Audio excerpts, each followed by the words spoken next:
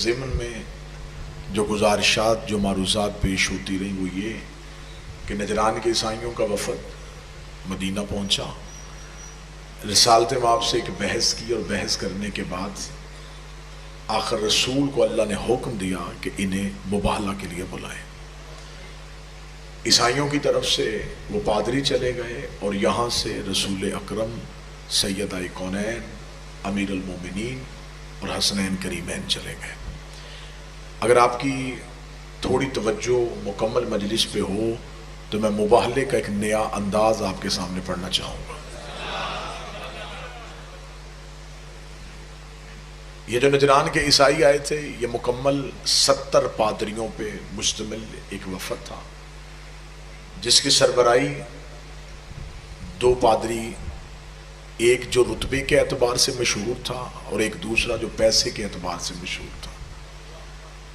یہ دونوں سردار ان 70 پادریوں کی سرپرستی کر رہے تھے۔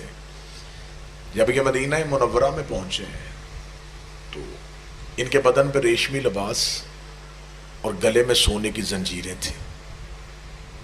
جب رسالت مآب کے پاس یہ مسجد نبوی میں آئے تو رسالت مآب نے چہرہ دیکھ کے رخ پھیر لیا۔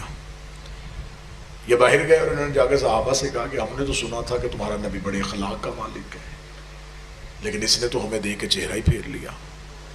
مسلسل 2 دن یہ جاتے رہے اور 2 دن مسلسل رسالت چہرہ پھیرتی رہی۔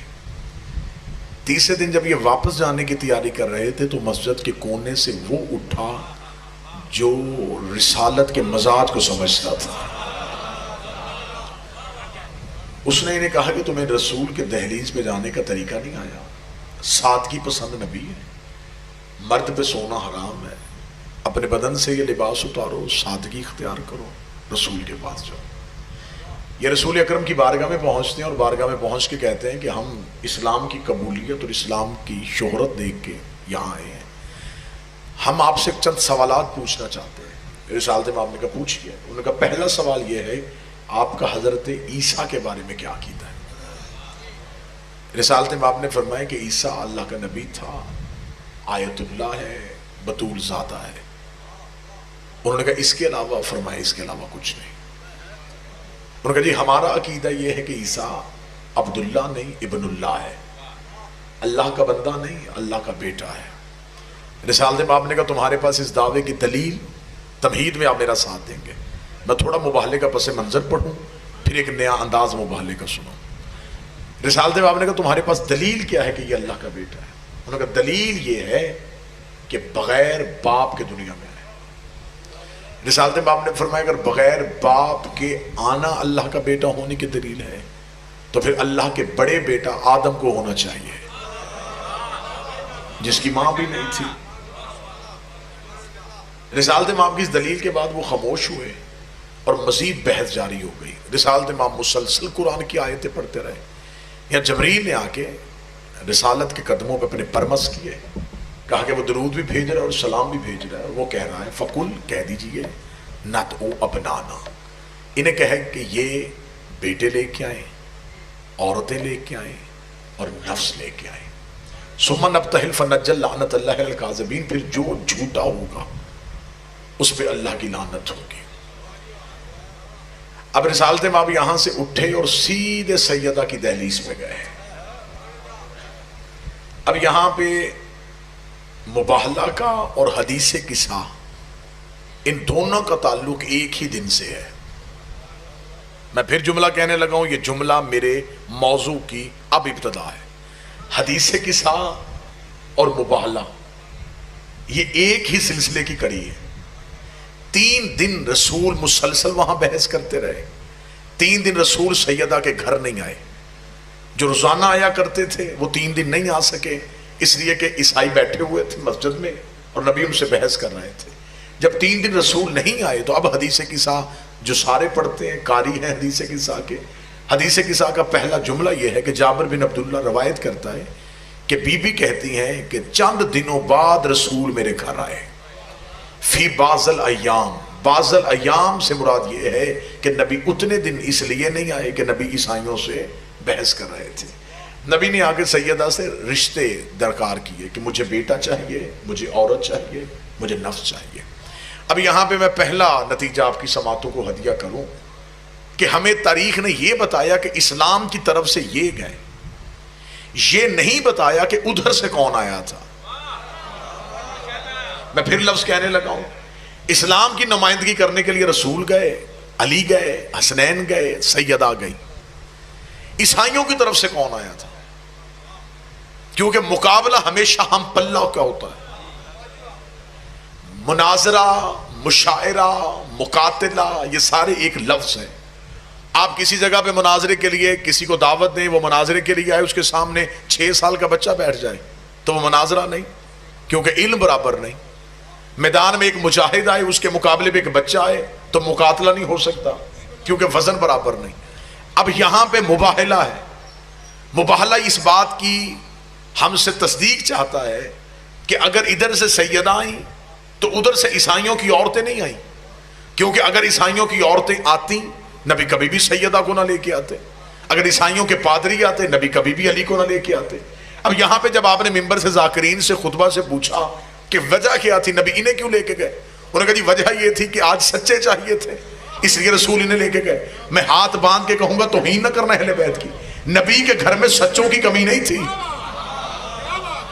اگر نبی کو صرف سچے چاہیے تھے تو نبی کے گھر میں ابو ذر جیسا سچا تھا، جس کے بارے میں نبی کی حدیث ہے، اس سے زیادہ سچا نہ زمین نے اٹھایا نہ آسمان نے سایہ کیا۔ نبی کو سچی عورت چاہیے تھی تو گھر میں فضا تھی، نبی کو سچا مرد چاہیے تھا تو گھر میں سلمان تھا۔ جو کام نوکر کرتے تھے سردار کیوں گئے؟ صرف وجہ یہ بنی تھی کہ عیسائی پادریوں نے کہا تھا کہ ہمارے نزدیک عیسیٰ سے بہتر کوئی نہیں، مریم سے افضل کوئی نہیں، روح القدس یعنی کہ جبریل سے زیادہ اختیار کسی کے پاس نہیں۔ عیسائی ان 3 عقیدوں کے قائل ہیں، وہ کہتے ہیں عیسیٰ سے افضل کوئی نہیں ہو سکتا، مریم سے بہتر کوئی نہیں ہو سکتا، جبریل سے زیادہ اختیار کسی کے پاس نہیں۔ اسی لیے عیسائیوں کے ہاں آج بھی صلیب کا نشان ہے۔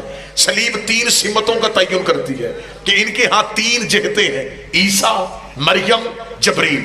عیسیٰ، مریم، جبریل۔ انہوں نے نبی سے کہا عیسیٰ سے افضل کوئی نہیں، مریم سے بہتر کوئی نہیں، جبریل سے زیادہ اختیار کسی کے پاس نہیں۔ نبی قرآن پڑھ کے سنا رہا تھا یا خدا نے کہا قرآن نہ سنا؟ انہیں کہا پھر ایسے ہے تو ایسے ہی صحیح، یہ مریم لے کے آئے ہم زہرا لے کے آتے ہیں، یہ عیسیٰ لے کے آئے ہم حسنین لے کے آتے ہیں، یہ جبریل لے کے آئے ہم استاد جبریل لے کے آتے ہیں۔ انہیں کہ اگر ایسے ہے تو پھر ایسے ہی صحیح۔ تو جو ہے میری بات کی جانا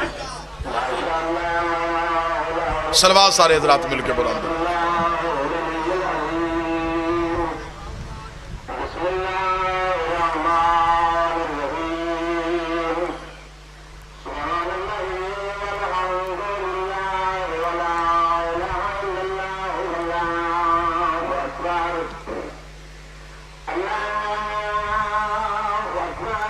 اللہ اکبر،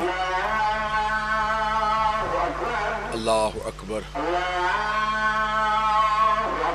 اللہ اکبر، اللہ اکبر،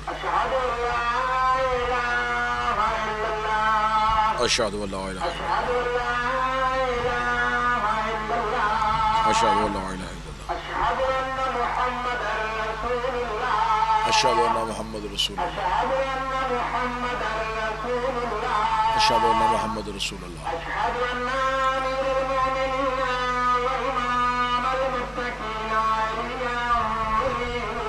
اشہد ان امیر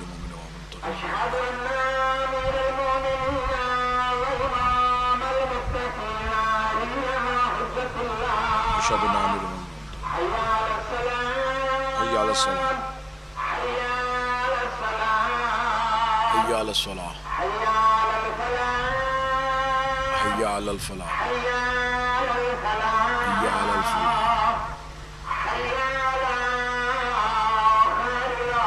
حی علی خیر العمل،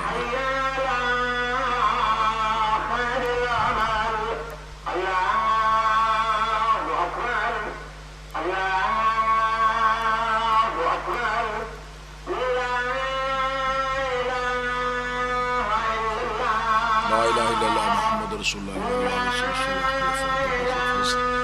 لا الہ الا اللہ محمد رسول اللہ رسول اللہم جل قریب اور بشکر و لسان و رزق اور مواد بران واجعل عند قبر نبی کا محمد صلی اللہ علیہ وسلم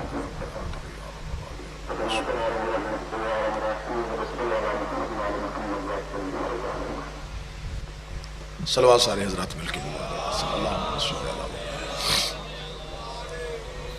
یہ موضوع کے ساتھ متصل ہے سرکار. یہ مریم کو لے کے آئے ہم سیدہ کو لے کے آتے. مباہلہ ہوگا کردار کا کردار کے ساتھ. ان کے نزدیک جو معتبر ہیں یہ انہیں لے کے آئے, ہمارے نزدیک جو معتبر ہیں ہم انہیں لے کے آئے. یہ کہتے ہیں کہ عیسیٰ اللہ کا بیٹا ہے, ہم ایسے کردار ان کے سامنے لے کے آئے کہ اگر اللہ کا کوئی بیٹا ہوتا تو پھر عیسیٰ نہ ہوتا. اب تفسیر قرآن کہتی ہیں کہ جب عیسائی پادری مباہلہ کے میدان میں ادھر سے نبی پنجتن کو لے کے چلے, عیسائی مباہلہ میں تھے, ابو الحارث ان کا سردار رسول کا انتظار کر رہا تھا. جو ہی رسول یہ پنجتن کا قافلہ لے کے مدینہ کی گلیوں سے نکلے, عیسائی پادری نے آتا ہوا نور دیکھا. نور کا دیکھنا تھا, اس نے 70 پادریوں سے کہا فاسجدوا, فوراً سجدہ کرو. انہوں نے کہا کس بات پہ؟ اس نے کہا مجھے نہیں پتا یہ کون آ رہا ہے, لیکن مجھے اتنا پتا ہے اگر ان میں کوئی مستور آ رہی ہے تو مریم اس کے پیچھے آ رہی ہے. مجھے یہ خبر نہیں کہ ان میں مستور کون ہے. اگر مستور ہے تو مریم پیچھے ہے, اگر مرد ہے تو عیسیٰ پیچھے. فوراً سجدہ کر لو.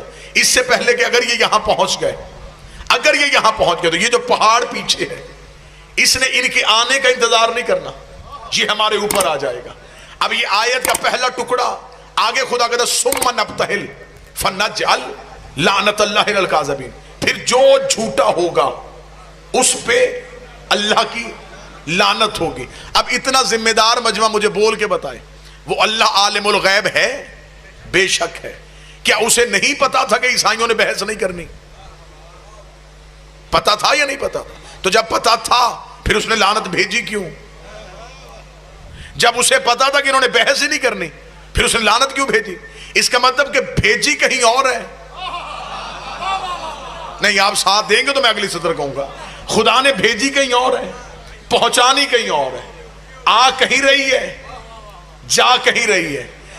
مجھے کوئی مولوی مسجد کا مفتی مکہ تک بتائے کہ خدا نے آتی ہوئی لعنت دکھائی, پھر یہ نہیں پتا وہ لعنت گئی کہاں, کیونکہ خدا نے کہا جو جھوٹا ہوگا وہ لعنت کو لے کے چلا جائے گا. اس کا مطلب ہے کہ مباہلے کے میدان میں لعنت کھڑی انتظار کر رہی تھی کہ کوئی ان کے مقابلے پہ آئے اور میں ان کے ساتھ چلی جاؤں, کوئی ان کے مقابلے پہ آئے تو میں ساتھ چلی جاؤں. اس کا مطلب کہ لعنت مباہلے کے میدان میں انتظار کر رہی تھی. عیسائیوں نے کھڑی ہوئی لعنت دیکھ دی, عیسائیوں نے سجدہ کر دیا, عیسائیوں نے جزیہ دے دیا, عیسائیوں نے لعنت کو قبول نہ کیا, عیسائی اپنے موقف سے ہٹ گئے. اس کا مطلب عیسائیوں نے لعنت کو قبول نہیں کیا. تو پھر مجھے وہ قرآن کی آیت پڑھ کے سنا جس میں اللہ نے قرآن میں کہا ہو کہ میں لعنت بھیجی تھی لیکن انہوں نے قبول نہیں کی, میں نے لعنت واپس بلا لی, یا میں نے لعنت کو رحمت کی صورت میں بدل دیا. لعنت بھیجی ہے لیکن گئی کہاں پہ ہے؟ لعنت مباہلے کے میدان میں انتظار کر رہی تھی کوئی ان کے مقابلے پہ آئے. عیسائی سجدے میں گر گئے, عیسائیوں نے لعنت کو قبول نہ کیا, لعنت نے سفر کرنا شروع کر دیا. تھوڑے عرصے بعد انہی پنجتن میں ایک بی بی ایک دربار میں آ کے کھڑی ہوئی. بی بی نے کہا مجھے میری جگیر دے.